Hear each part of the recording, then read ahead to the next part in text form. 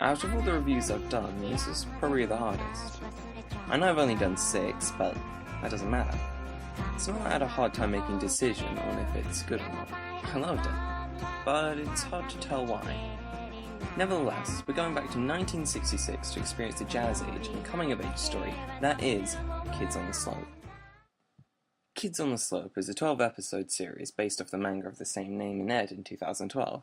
It's directed by Shinichiro Watanabe and animated by Tezuka Productions. Kaoru is starting high school in Kyushu due to his father's job. For most of his life, he's been alone and doesn't communicate well with others. However, after having an encounter with Sentaro, the notorious troublemaker in school, and the ever-kind Ritsuko, he learns of jazz, a genre that Kaoru hasn't had much experience with due to his classical tastes. He starts to eventually warm to these two as he learns more about jazz and himself. From then on, the plot spans many years, showing them grow together and the trials they'll go through. It's refreshing to see a story that takes place in the past, along with just how sincere and relaxed the whole experience feels. Due to the historical accuracy, it feels easy to believe the world that is presented, and helps to envelop you even more. There are barely any scenes of action, as most of the plot revolves around these characters. All of the problems occur and are solved by them. The plot does also go down many different routes, not always sticking to the sincere, and is easy to follow on top of being satisfying to watch. It has all the ingredients for a good character-focused piece, but it can be quite sappy and admittedly quite predictable for the most part. It does take a few unexpected turns that I never saw coming, but that didn't ruin the experience. And with that in mind, you would think that the characters would have to be three-dimensional and robust, wouldn't you? Well, thankfully, Kids on the Slope also has this in the bag. From the outside, it appears to be a stereotypical bunch. The nerdy kid who's shy, the buff delinquent with a heart of gold, and an innocent and charming girl. Well, be prepared to have your expectations be shot down, as while they appear like this at first, they are all fleshed out with great interactions with one another that, like previously stated, aren't solved by convenient plot devices, but themselves, keeping in line with the common rule show don't tell. And this doesn't occur from the last few episodes. Character development takes place over the whole show. They aren't perfect, and they have their faults, but that makes them even more human and relatable. I'll leave it at that, as I believe the characters to be the strongest point in this show. There are other side characters that obviously don't get as much development, which can lead to them to be a bit one note, but there is a variety, and some do get the spotlight on occasion. Now, let's jump straight into the soundtrack. As you would guess, there's quite a bit of jazz. The songs Kaoru and Sentaro play tend to be renditions of already popular jazz songs, and in some cases they mix together different songs with ranging genres.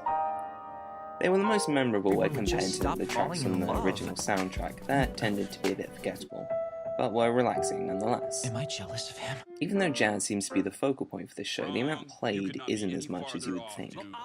It isn't solely about jazz or how to make it. It acts as something that pulls these people together and is an outlet for all these emotions.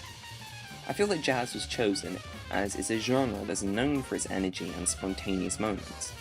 It acts as a part of the story, and it makes sense that the amount played isn't through the roof, as they aren't really a band, and making a name for themselves or playing seriously isn't what they're aiming for. As for sub or dub, I would recommend the dub. Chris Patton and others all do their job well, offering emotion that doesn't come off as cheesy or forced. Most of the cast are professionals, so they know what they're doing. Although apparently they can't sing. It seems really nitpicky, but during most of the songs that had vocals, the Japanese dub was used. I get why, because the syllable count doesn't match if you're going word for word, but even in the rendition of My Favorite Things, this still happens. ドラムとスイカと握り飯それがおいのお気に入り Huh? What the heck is that, Sentaro? Go on, Richie, your turn. Huh? Tell us your favorite things, dude. Animation was pretty good. I really liked the character designs, as they were a bit more realistic than what I was used to in anime, and felt like a mix of past and present styles, with the old and more realistic facial structure with the modern day hyper detail. It really helps to give this show a unique look. The backgrounds all look nice and varied, with the lighting being no exception. The show really didn't have any low points, so it was really consistent in how great it looked. Overall, Kids on the Slope is an enjoyable time if you're looking for a show that envelops you in its simple yet well thought out characters. It isn't saying anything grand or obscure and is easy to understand. You watch it to see the types of events that these people get into and what becomes of them. I really recommend this if you want a well thought out and light-hearted character piece.